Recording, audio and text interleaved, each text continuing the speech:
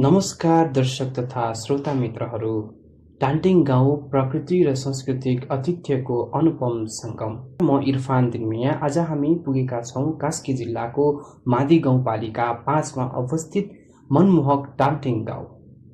हिमालको काखमा बसेको यो सुन्दर गुरुङ बस्ती प्राकृतिक सौन्दर्य, मौलिक सांस्कृतिक न्यानो आतिथ्य र शान्त वातावरणका कारण स्वदेश तथा विदेशी पर्यटकहरूको रोजाइ बन्दै गएको छ।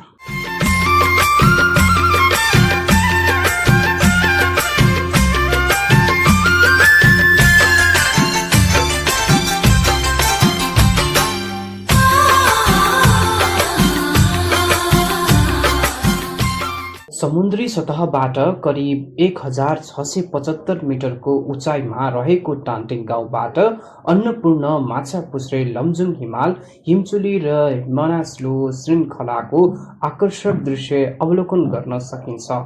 बिहानको उदाउँदो घामसँगै हिमालमा पर्ने सुनौलो किरण र साँझको शान्त वातावरण यहाँ आउने जो कोहीलाई पनि मन लोभ्याउने गर्छ।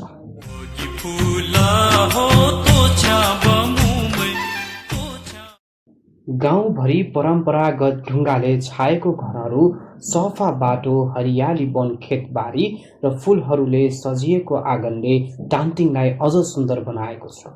यहाँको स्वच्छ हावा, शान्त वातावरण र चराचुरुङ्गीको मधुर आवाजले सहरको कोलाहलबाट टाढा पुगेर प्रकृतिसँग रमाउने अवसर प्रदान गर्छ।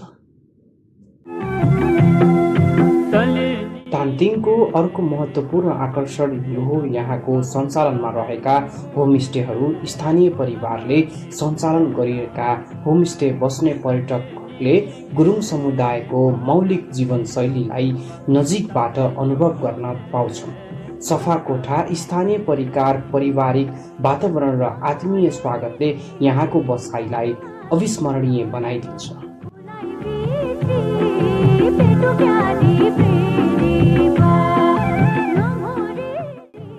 यदि तपाईँ प्रकृतिको काखमा केही दिन शान्त वातावरणमा बिताउन, हिमालको मनमोहन दृश्य अवलोकन गर्न, गुरुङ संस्कृतिलाई नजिकबाट अनुभव गर्न, स्थानीय परिकारको स्वाद दिन चाहनुहुन्छ भने टान्टिङ गाउँ तपाईँका लागि उत्कृष्ट गन्तव्य बन्न सक्छ।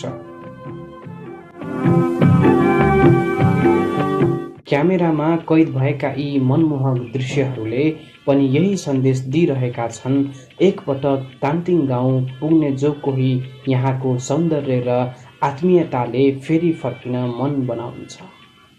धन्यवाद।